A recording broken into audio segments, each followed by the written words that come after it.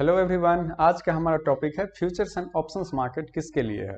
तो चलिए शुरू करते हैं। एफएनओ मार्केट का हिंदी मतलब होता है वादा एवं विकल्प कारोबार। जब कोई नए ट्रेडर होते हैं तो सबसे पहले कैश मार्केट से मार्केट को समझते हैं, सीखते हैं।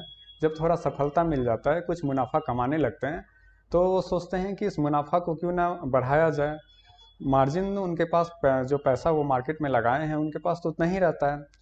आप मार्केट में इन्वेस्टमेंट अगर बढ़ाना चाहते हैं और आपके पास कैपिटल उतना नहीं है, ज़्यादा कैपिटल और नहीं बचा है इन्वेस्ट करने के लिए, आप सारा मार्केट में इन्वेस्ट कर चुके हैं और आप डेली का प्रॉफिट देख रहे हो कि किसी दिन किसी महीने में 5,000 7,000 रुपये प्रॉफिट हो गया, तो सोचते हैं क्यों ना अगर 10 गुना मैंने पैसा इन्वेस्ट किया होता तो ये प्रॉफिट जो 7,000 है वो 70,000 हो जाता। तो फ्यूचर्स एंड ऑप्शन मार्केट आपको मार्जिन ट्रेडिंग करने के लिए अलाउ करता है। और जैसे 1 लाख का जो शेयर होता है, 1 लाख में मान लीजिए कोई 500 शेयर खरीदेगा, वहीं आपको फ्यूचर्स एंड ऑप्शन मार्केट में 500 के जगह पे 3,000 5,000 शेयर 10 गुना 15 गुना क्वांटिटी का लॉट होता है, अब वो परचेज कर सकते हैं। मार्जिन उतना ही लगना है और शेयर आप 10 गुना 20 गुना भी आप खरीद सकते हैं। ये डिपेंड करता है कौन सा स्टॉक है और किस में उसका वैल्यू के हिसाब से वो लॉट अलॉट होता है। कैश मार्केट में तो फ्लेक्सिबिलिटी होती है कि आप एक शेयर भी खरीद सकते हो, 2 शेयर भी खरीद सकते हो, 10 शेयर भी खरीद सकते हो, ये आपके ऊपर है। लेकिन अगर फ्यूचर्स एंड ऑप्शन मार्केट में आपको लिमिटेशन है, अगर 1,000 का लॉट है तो आप 1,000 मिनिमम क्वांटिटी 1,000 और फिर मैक्सिमम क्वांटिटी आप जितना भी खरीद सकते हो। लेकिन 1,000 अगर 10 शेयर खरीदना है, 1,010 तो 1,010 नहीं होगा। अगर 1,000 शेयर है तो 1,000 के बाद आप अगर डबल क्वांटिटी करना चाहते हैं तो 2,000 होगा, 3,000 होगा, ये नहीं कि 1,500, ऐसा नहीं होगा। तो ये लॉट वाइज ये शेयर होता है। तो इसका बेनिफिट देखिए क्या होता है, पहले बेनिफिट समझते हैं जिसके वजह से लोग फ्यूचर ऑप्शंस मार्केट में नए ट्रेडर आ जाते हैं। सपोज आपके पास जो कैपिटल था उसमें आपने ट्रेडिंग करने के लिए आपको मिलता है 100 शेयर। अगर मार्केट का मूवमेंट 5 रुपये होता है तो आपका कमाई 500 रुपये सिर्फ होगा।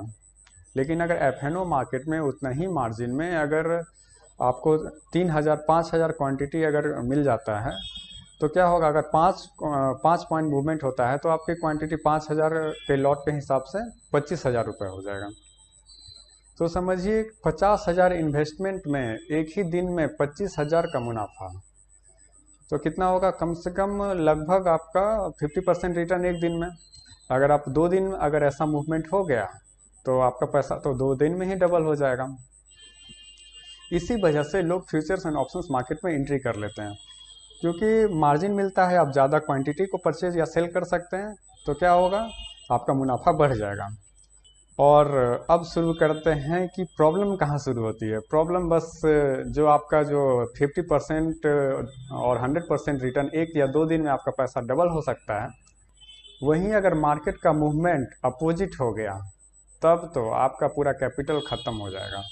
आप एक ही दिन में, या अगर आपने futures and option market purchase करके छोड़ रखा है, रातों रात आपका मार्जिन पूरा ख़त्म हो जाएगा, पूरा कैपिटल ख़त्म। और अब अगले दिन आप ट्रेड करने के लायक ही नहीं रहोगे, आपको फिर से अपना इन्वेस्टमेंट जमा करना पड़ेगा, उसके बाद फिर आप तब स्टार्ट कर सकते हो। एक ही गलती आपको मार्केट से बाहर करने के लिए काफ़ी होता है।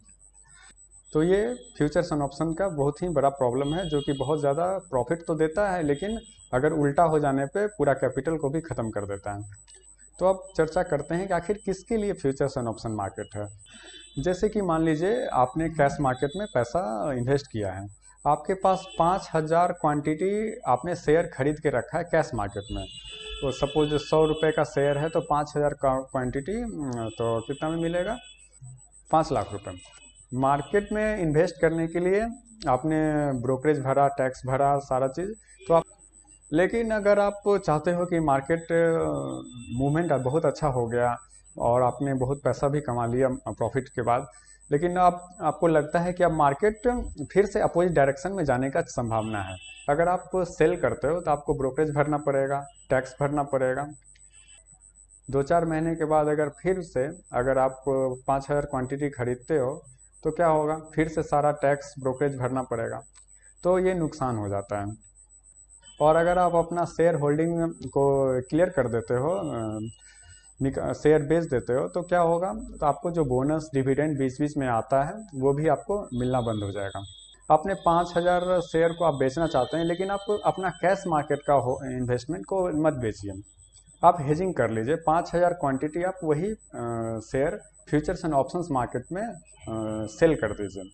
तो होगा क्या, मार्केट अगर गिरेगा तो आपको वहाँ पे जो कैश में नुकसान हो रहा है मार्केट गिरने से, वहाँ आपको फ्यूचर्स एंड ऑप्शन मार्केट में प्रॉफिट हो जाएगा।